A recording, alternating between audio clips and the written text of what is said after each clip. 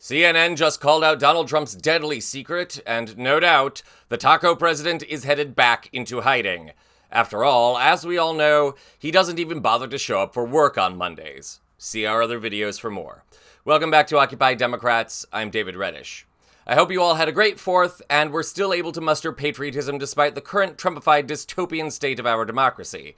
Of course, if you've been following the news, you're probably aware of the deadly Texas flood that claimed the lives of at least 89 people, with dozens more missing at the time of this report. The floods affected Kerr County, Texas, and originated in Texas Hill County.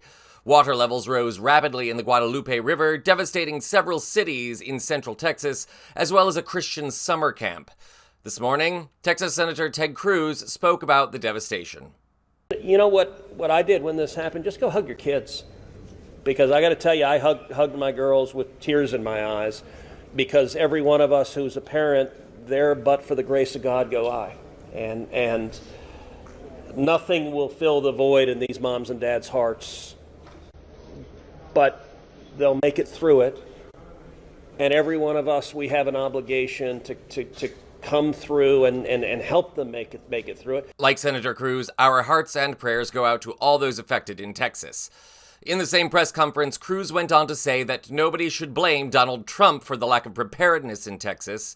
In fairness to Senator Cruz, I also have to point out that this is the man who blamed Gavin Newsom for the devastation of the California wildfires in January, so it's good to know Cruz is still a sycophantic narcissist. And there are good reasons to blame Trump. Stay with me. In contrast to the California wildfires, Texans affected by the flood have said they received no advance warning of imminent danger.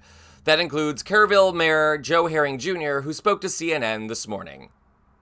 I think everyone in Kerrville, everyone in Kerr County wishes to God we'd had some way to warn them. If we do even know the outside consequences of this geoengineering, to warn those people. We can't predict the weather next week. How can we then be sending these guys up there to do this? I've lost two friends. The ramifications or the outcomes. I think that's a We love good them. question. It is. It's kind of frustrating to get one answer to that. And they're But gone. it definitely needs to be asked. They're gone. Everyone here, if we could have warned them, we would have done so. And we didn't even have a warning. We did not know. You didn't know how severe. No. I'm so sorry for the loss of your friends. We did not know. There was no. When I checked it about 8 o'clock that night, there's a chance of rain. But I did not see a flood warning. I did not receive a flood notification. I did not know. That poor man. Normally, in an inclement weather situation, such as a flood, a tornado, a hurricane, or even the possibility of a wildfire, the National Weather Service releases widespread special warnings to the danger zones. That did not happen this time, and it's becoming rapidly clear as to why.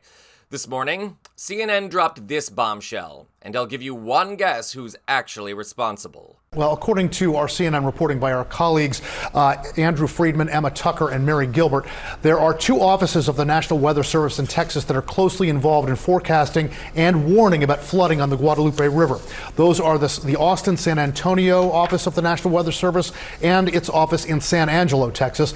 They are missing some key staff members, but they still issued several watches and warnings about the flood danger. Tom Fahey, he is the legislative director for the National Weather Service's Employees Union. He told CNN that while he believes the offices had, quote, adequate staffing and resources, the Austin San Antonio office is missing what they call a warning coordination meteorologist. That's a role that serves as a crucial direct link between forecasters and emergency managers. We can also tell you that this morning, Homeland Security Secretary Kristi Noem said she is not aware of any breakdown in emergency warning systems that could have contributed to the high death toll. But Kerrville City Manager Dalton Rice says officials there are committed to doing what he calls a full review of events and the systems in place after so many questions have been raised about emergency notifications and evacuation guidance. Wolf, this has got to be a completely forensic review of this to figure out what may have broken down here. So, it all comes down to Donald Trump and Doge. You'll recall that the Trump administration fired hundreds of staffers at the U.S. climate agency, NOAA, and the National Weather Service, which included the coordinating meteorologists just discussed in that CNN clip. Other news outlets, including ABC, have also confirmed as much. Reached for comment this morning, Trump said he has no plans to hire any of those meteorologists back. So, I guess we should all invest in life jackets?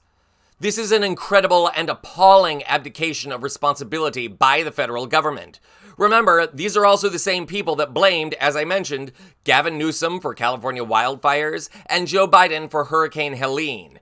And Donald Trump and his followers are also the same people that alleged FEMA was part of the deep state, to the point that Trump supporters began to reject much-needed help from FEMA and attack FEMA employees. In other words, like all things in the Trump era, the people in charge never deserve the blame, and the people just trying to live their lives are suckers and losers that are totally disposable in this day and age.